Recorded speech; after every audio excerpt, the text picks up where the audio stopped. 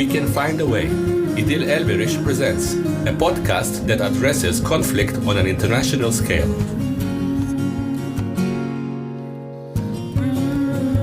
When people feel felt with, they feel safer. And when they feel safer, they go into their window of tolerance. And when they're in their window of tolerance, they can negotiate.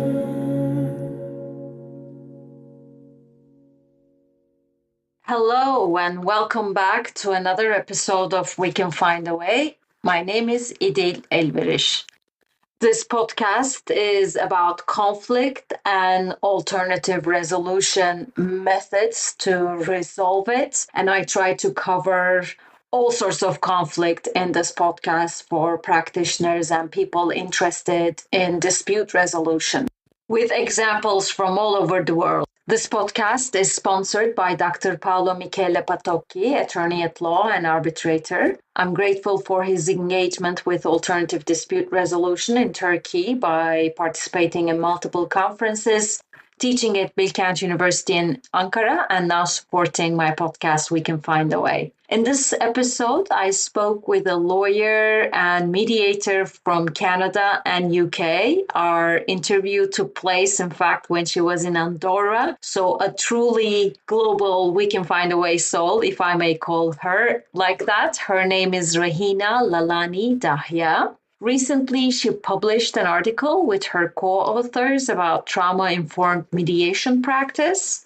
I covered this subject before in We Can Find a Way, but that was from a restorative justice perspective. So this time I wanted to talk to her about why we are discussing trauma in mediations, in civil mediation even, and what prompted her to address the needs of vulnerable communities, how trauma affects people's capacity, especially on long-tracted conflicts, to resolve them. We also discuss how mediators can benefit from other disciplines such as neuroscience. I will give her short bio at the end of this episode, but now let's start with the interview that took place on 20th October 2025. Thanks for agreeing to talk to me, Raheena. Please tell us, how did it come about that we are discussing trauma in mediations? Why now? What made the topic the hot topic of today? Thank you for having me. It's a pleasure to be here. I think what's happened here is people are understanding that conflicts are dynamic and that the way that people engage with one another is informed by various different contexts, and how we behave when we are upset. In trauma terms, whether we're able to self-regulate or whether we dysregulate during conflict really plays an important part in how we understand conflicts that we partake in. And when we're reflecting on them and saying, oh, why did I behave that way? How come this other person who I usually experience is very reasonable behaved that way? Alternatively, when we're the third party, so the mediator, we're trying to understand what's happening in this dynamic. And trauma models give us a wonderful way of seeing different behaviors from a lens that's scientific, that's based on neurobiology. And so I think as people are learning more about psychology and neuroscience, they're leaning into understanding these behavioral changes. I also think the advances in neuroscience that have come through have given us new language. I think there was a time where people felt that these were very quote unquote soft sciences or soft skills, whereas now it's being seen that a lot of this is rooted in neurobiological function. Ideas as ancient as certain yogic ideas are now being demonstrated physically through fMRI imaging. So it's become a quote unquote hot topic because it's found the tipping point's been hit. And people understand that the same curiosities we've always had, there's some sources of information. And those sources of information that can give us clues, some of that goes to neuroscience, and within neuroscience are trauma models. So tell me a little bit more about these trauma models and the language that you have just mentioned in neuroscience. There are several trauma models out there. I think one that really helps people understand our own as well as others' behaviors is Daniel Siegel's window of tolerance. If you imagine a square, and a parabola going through the square. So a line drawn from the bottom, underneath the square, through the square, over the top, and back down again. When we are inside that square, that's when we're connected to something called our prefrontal cortex. So let's just do a little bit of neuroanatomy here. Our brain is made up of several different parts, and those parts have different functions. Whenever we receive any stimulus whatsoever, it could be me pinching myself, so that's a felt sensation, or hearing something, so an audio stimulation, or seeing a beautiful flower, that's visual stimulation. All of that goes in through our brainstem. So it starts in our spinal cord. We get some stimulus.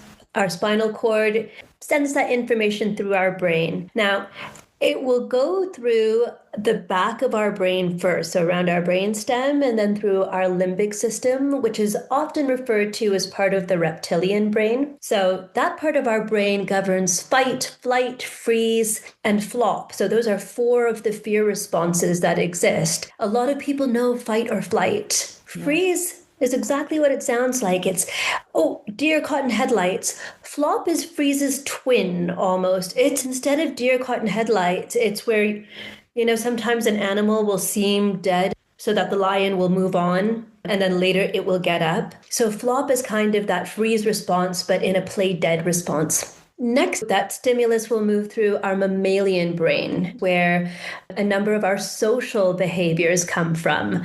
It's where our impetus to look after the young. It's why we like puppies and kittens. They have big eyes and little noses, just like human babies. And you'll see mammals taking care of interspecies mammals. So there's a lot of pro-social behavior that occurs in the mammalian brain. Now, I hypothesize, and I actually just ran this by Daniel Siegel himself, that our 2 other fear responses, commonly known as tend and befriend, or what my co-authors and I have referred to as flock, and the other one known as fawn, which is a submission compliance response, these live in the mammalian brain. This is our suspicion. Why do we think there's a difference? Because these require social behaviors. Tend and befriend looks like if a saber-toothed tiger is running after you and me on a savanna 1,000,000 years ago. We might pick up a couple of babies and run. That's us tending. We're looking to our young and our vulnerable. Or I might pick up a baby and you might support an elderly person or an injured person. We're tending in fear. The other thing we do is befriend. And here, this could be you and I looking at each other and going, oh, there's a threat. Let's join each other in numbers because there's safety in numbers. It's really interesting. You actually find these tactics in the subway here in London to fight sexual harassment. And the mayor is hanging them, oh, pretend like a friend if you see someone being harassed or racially abused. So actually, they're not only in the field of mediation, but it's also publicly, they're not named like that, obviously. Yes. But they are used as tactics in anti-harassment groups, bystander intervention type of trainings. Well, that's right, because at the end of the day, these tactics that are shared are dispute resolution interventions. Yes, exactly. They're just not named as such, right? You can see here's advice put forward by, I think you said the mayor of London. Yes. Saying, use a tend and befriend response. Right. Or only if you feel safe. And then there's only this if you feel safe. Of course.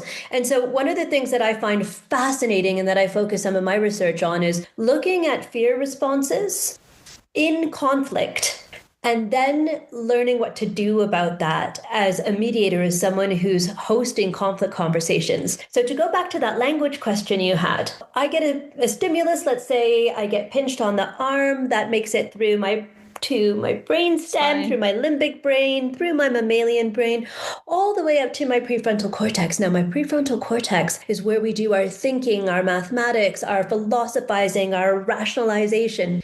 When we are connected to our prefrontal cortex, we are in what we call our window of tolerance. We are not always connected to our window of tolerance. It stays in the back. Mammalian brain taking over.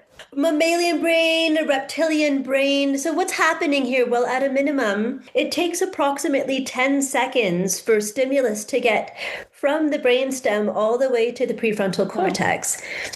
That's a long time. Anything can happen.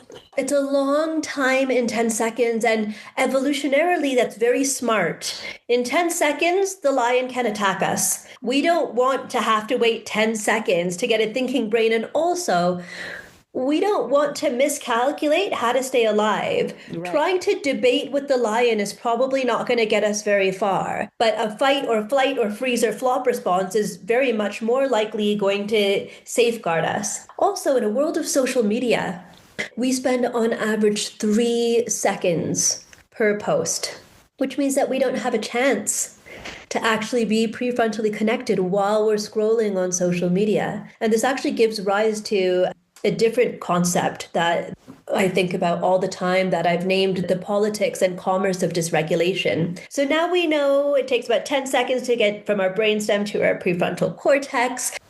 That's a long time, as we both noted, especially when we know the person, especially when we've got a long relationship with them. Anybody listening to this, close your eyes and think about someone you love who also irritates you. Now I want you just to imagine that look. I don't need to say more. You know which look you're thinking about.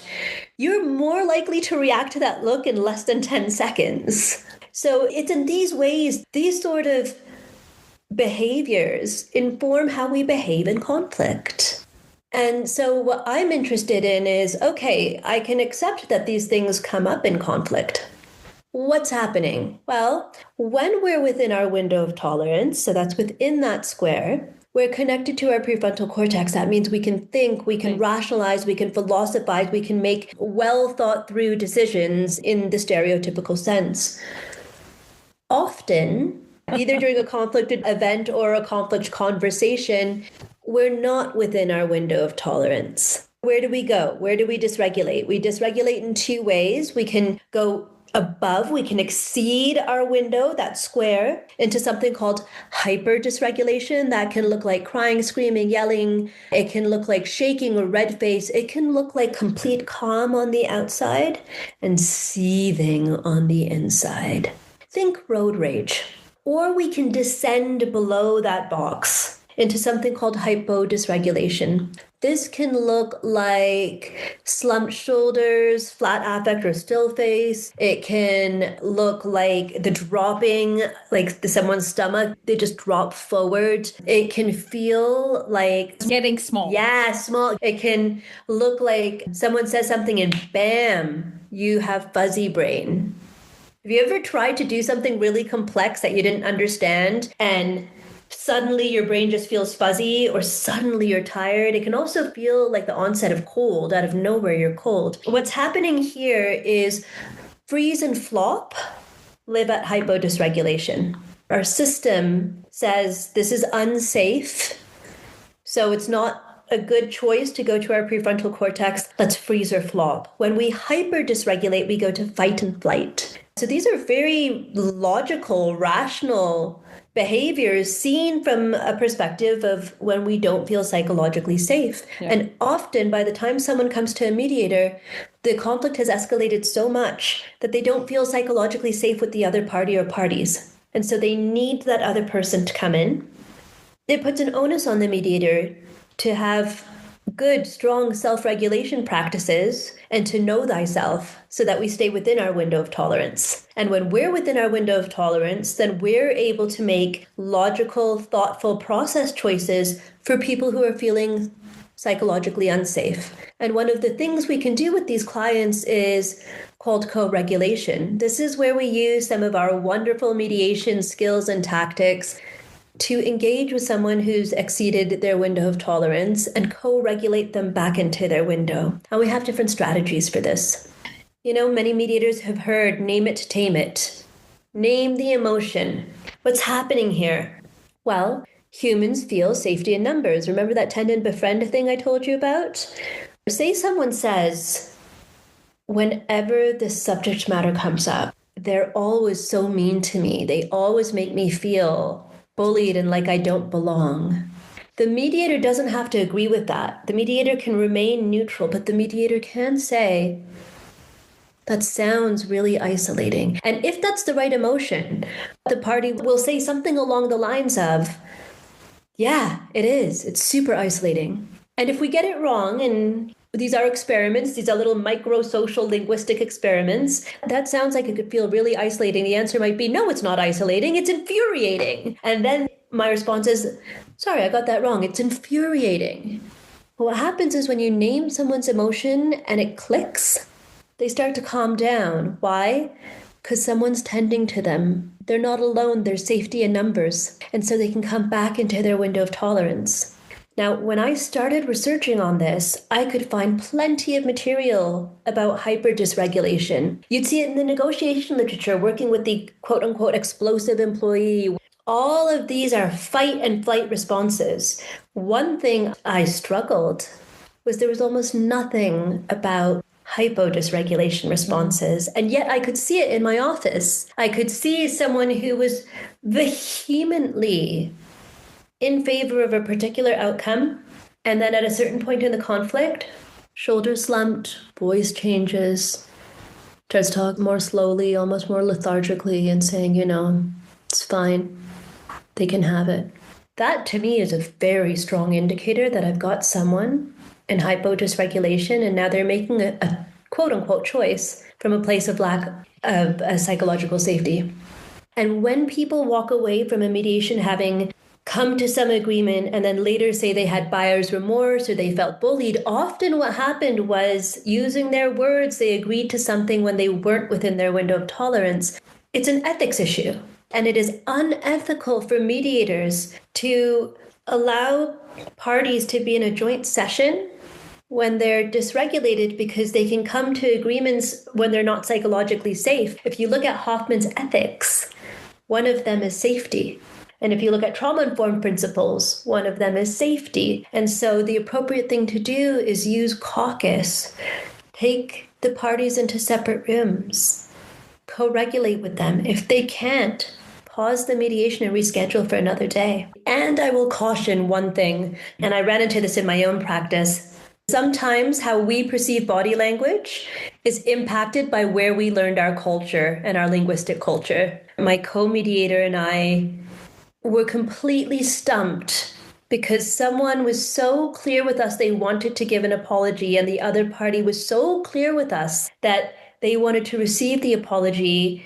And every time we brought the parties into the same room for this apology, body language-wise, from our very Western view, it looked disingenuous. We stopped and got really curious. What we learned was the person who was giving an apology was a woman who was a hijabi and who was older than the opposing party, who was a man who was at least a generation or two younger than her. And it was not proper in her culture to make eye contact during an apology or at all in these particular circumstances. And so what looked like inappropriate body language to us was really us having a Western bias. And then once we figured out what was going on, we had a really cool creative outcome where I had said to the parties, and that woman had had other women from her family of other generations in the room, and they were all from the same family. And I just said, is it appropriate for a woman of her age and stature to be making eye contact during an apology to this gentleman? And everybody, including the gentleman, they all said in unison, no.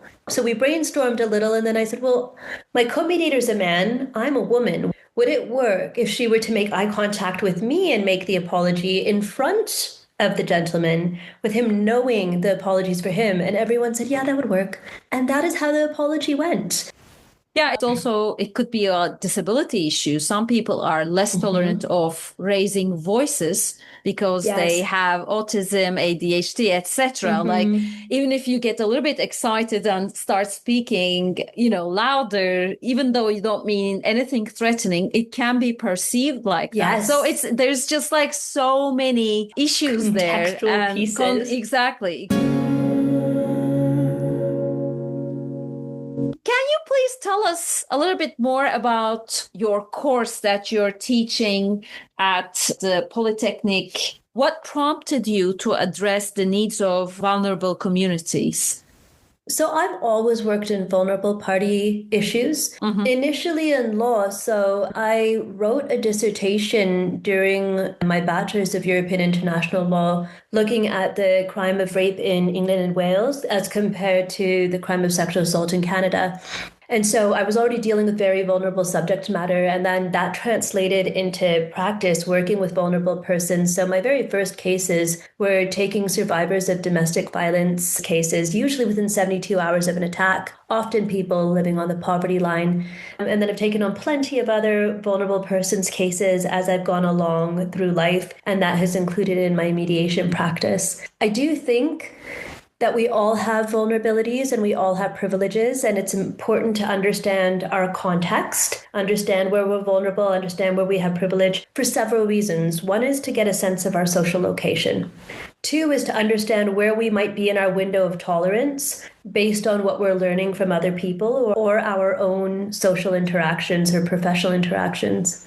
Also, as mediators, and when I'm training future mediators, which is what I'm doing at Humber Polytechnic, what's really important is for the students and all mediators to understand that you don't have to have the same vulnerability or the same privilege as a party to understand what it feels like to have a privilege and to understand what it feels like to have a vulnerability. So I'm a woman of color. Being a woman and being of color can be vulnerabilities. I also have significant privileges. I'm bilingual. I see that as a privilege. I'm a lawyer by background. I see my education as a privilege. So in this way, I don't have to have the privilege of a doctor to know what it feels like to feel into my own privilege and have some empathy for someone with privilege. I also don't need to have the vulnerability of someone who's had an amputation to know that I have my own feelings of vulnerability. So I may never understand what it feels like to be an amputee, but I do know what it feels like to feel vulnerable. So when I'm being empathic, and you can absolutely be empathic and remain neutral. There's a huge fallacy out there that says to be neutral, you must be dispassionate. On the contrary. That's another Western cultural imposition, because there's this almost like approach to always speak with this calm and, this type of voice. And anything above that is, if I may use your terminology, emotional dysregulation. It's not. Well, again, everything's contextual, and you take your parties as you find them, and you have to take yourself as you find yourself. The difference is you get to work on yourself. When you're working with your parties, you have to build a process around them. If my parties are loud, and that is their way of being, and they're telling me they're not upset, they're just being passionate, and this is how they talk at the dinner table, I'm not going to take that as a sign of concern. So long as I don't have other evidence that it's not concerning. If the grandparents and the aunties and uncles play incredibly important roles in the children's lives, I'm not going to suggest that just because that isn't the model nuclear family, that their roles as stakeholders in the conflict is not going to have impact. Of course it is, because they're key figures in the family and key figures in the children's lives. I think the thing is always taking our parties as they are, learning who they are, being curious with who they are. And the thing about empathy, it doesn't require taking sides. But it simply requires it. Yeah, it's taking a person's perspective and putting language to that perspective. Yeah. I don't ever need to say to someone, I agree what that other person did was bad. I don't even need to say, oh, I agree that what that person did was hurtful. I can just say that experience sounds hurtful. Yeah. I'm sorry you felt that way.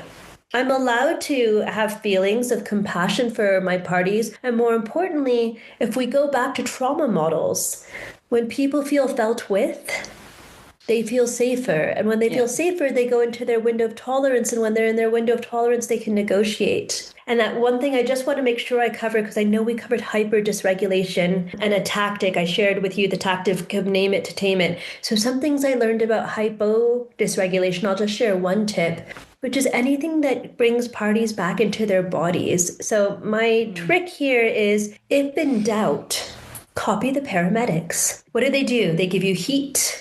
They give you a blanket. They give you hydration. So one of my favorite tricks is hot decaf drinks.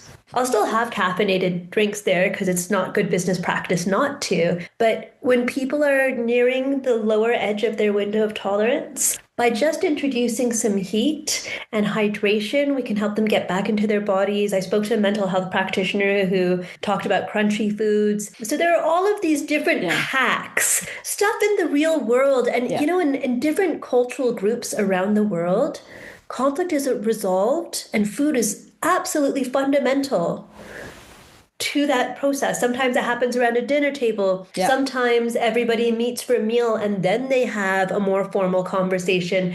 We've evolved this way. So we're talking about conflict and trauma, but we are also seeing many long-tracted conflicts. And I'm not only talking about business to business, person to person, but also community, countries. How does actually trauma affect people's capacity if it lasted that long and if it contributed from one trauma to another, to another, to another? Where do we start? What can be done to start even?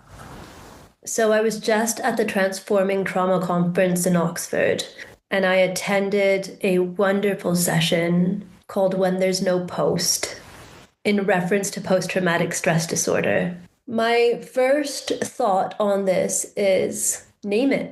Name that it's ongoing. Don't try and hide away from it. Let's not try and pretend people are in a place of safety if they're not. When we can look at it and say this is ongoing and it's painful and it feels like it's not going to end, then that's the beginning conversation. Over time, we can talk about what strategies need to be put in place to make things feel safer. Let's not pretend there's a post if there isn't. Let's deal with what we have in front of us. And in prolonged conflicts, a crucial ingredient is not trying to solve it fast. Yeah. It's been going on for a very long time. Little tiny steps build micro trusts when they go well. And they create micro tears or micro ruptures when they don't. But at least those are micro ruptures. I mean, I often think about this thing like clockwork. There's tiny little pieces of hurt, tiny little pieces of pain that create a big movement, but there's also tiny little mechanics of paperwork and law and different actors and different relationships. And it's actually quite complex. So, you know, I work in family law predominantly. Those conflicts, even if it's a very good relationship, once there's children, these people are in each other's lives for the rest of their lives, potentially. And so a perfectly agreeable outcome could have arisen when the child was 6. But now the child is 9. And we have to revisit things, and we have to look at what worked and what didn't, and how the child has changed. And now the child is 15, and now the child is 18 and has gone off to university. And then somewhere after post-secondary education, there's no longer financial obligations, but now the child is 28 and getting married. And so there's these consistent ongoing relationships with these consistent ongoing issues. And some of those issues will find resolution, or there will be tactics. And sometimes tactics don't work after a certain period of time because people change, situations change, contexts change. And so when change occurs, just a really healthy outlook is, in the event of a change, we'll just go back to mediate. We'll talk about it. We'll explore the changes and see what needs adjustment and see what worked and has always worked, and work through the impact on us as well of, we worked so hard to get this structure and now it's not working anymore. And so I think part of it is looking at a prolonged conflict and saying, this is hard. It doesn't come from nowhere. It's layers and layers and layers and layers.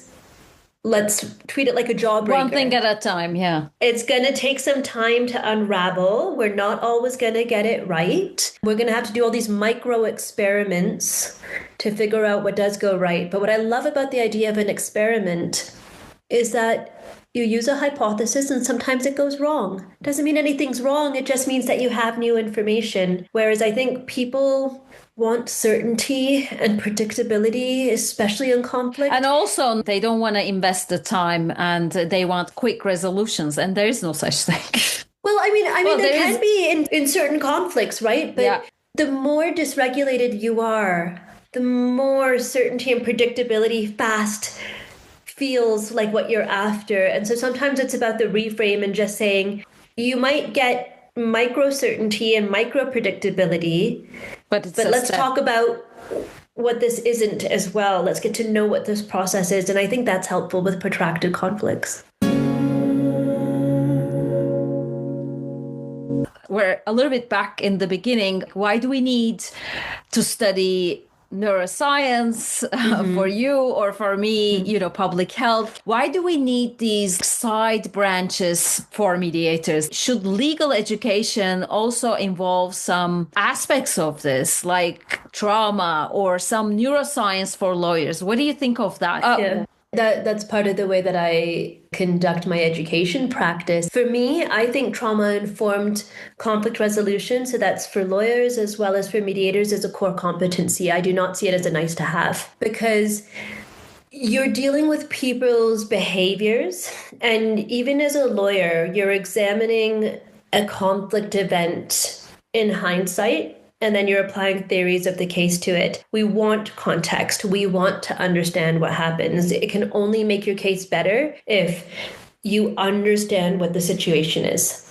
Maybe you develop it over the course of your practice, but there is no recognized need for such in legal education or in... I will disagree with you there. So if you look at traumainformedlaw.co.uk, Rebecca Norris and Camilla Wells are doing an excellent job of bringing trauma-informed practice to England and Wales and to the UK. Ian Smith out in Scotland has done excellent work in trauma-informed law. Angus McCarthy out in Ireland is an excellent trauma-informed lawyer. Myrna McCallum out of Canada runs the Trauma-Informed Lawyer podcast. And she co-authored along with Helga Maki and others a book on trauma-informed law. So there's a movement out there. Right. In fact, there's even a conference in Vancouver every year since 2024 called Justice is Trauma. And Myrna McCallum runs that, and a number of people from all over the world working in trauma-informed law, trauma-informed dispute resolution, trauma-informed education, trauma-informed healthcare. We come together and we trade notes and we learn from each other. So I think there is an increasingly recognized need, and maybe it hasn't hit the tipping point yet, but I think it's well on its way there. Okay, that's great to hear, because I took a course on trauma-informed restorative justice, and that was quite important, but I don't think it has become mainstream yet. This is great. I do think justice is trauma, often, for victims especially. Is there anything else you would like to add? To the extent that we're going to play with the phrase justice is trauma, I think justice can be trauma. I think the legal system can be traumatic for victims, for sure. Also for defendants. Also for actors within the court. Also for witnesses. I actually think that some of the legal system in and of itself is a response to trauma. Some of the laws that we have are, if you think about some of the campaigns we have for laws, the stories underlying those are deeply traumatic. The loss of loved ones, the deaths of children, the loss of spouses, these are deeply traumatic, grief-based stories that lead to laws that shape the way that things are. I have so many thoughts about how the legal system evolved. So what I would say is this. It's important to recognize that when harm is done, it doesn't come from nowhere. It's not happening in a vacuum. It's important to look at who caused the harm and what happened there. What traumas might they have faced? What challenges might they have faced? When you look at a person who's been victimized, how is the victimizing event for them? And also, what other events, what other traumas in their life exacerbated that event? Or what protective factors in their life helped mitigate the effects of the event? For witnesses, What is it like for them? How is the court process traumatizing or not? I don't practice restorative justice per se. I have my level 1 certificate in restorative justice. I practice mediation for the most part. The two have loads in common. And in restorative justice, people can bring in other people, other stakeholders, support people. What does it look like for the support person in a restorative justice case? So there's a famous case of Marley Liss's restorative justice process. And in that process, she talks about who her support person was. And something that, as a trauma-informed practitioner, I think is, if I were going to host that process, it wouldn't just be about staying trauma-informed for Marley and the person who caused Marley harm, but also for all the participants in the process. And it's thoughtful, and we do need some of us to be studying the neurosciences so that we can make sure that we're doing things in line with our neurobiological realities. Thank you very much, Raheena. I really appreciate your time. Thank you. Thank you so much for having me, İdil. In this episode, my guest was Raheena Lalani Dahya. She's a family law and community mediator in Toronto, Canada. She's teaching ADR at Humber Polytechnic, and she's a faculty member of family law mediation programs in various institutions in Canada. She's a lawyer in Ontario and an unregistered barrister in England and Wales. She served in many leadership roles of the mediation field and is currently studying in a part-time Master of Science in Applied Neuroscience program at King's College London as part of her ongoing research in ADR and neuroscience. Her more detailed bio will be in the website of We Can Find a Way. So that's it for now. A special thanks goes to Ilan Bass for putting me in touch with Raheena.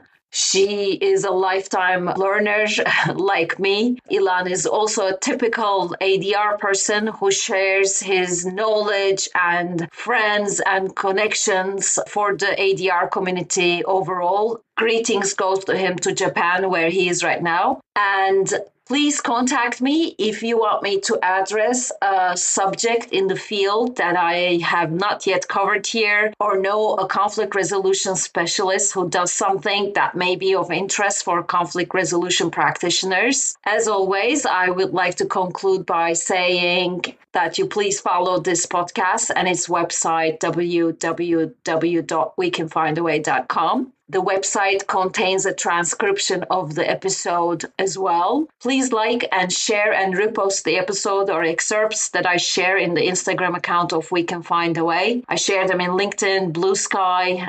We Can Find a Way is also in many podcast platforms, including YouTube, Apple, and Spotify. As always, I like to close by thanking musician Imre Hadi and artist Seren Göktan, who allowed me to use their music and photograph in the podcast. Thank you, and hope to meet you in the next episode in November.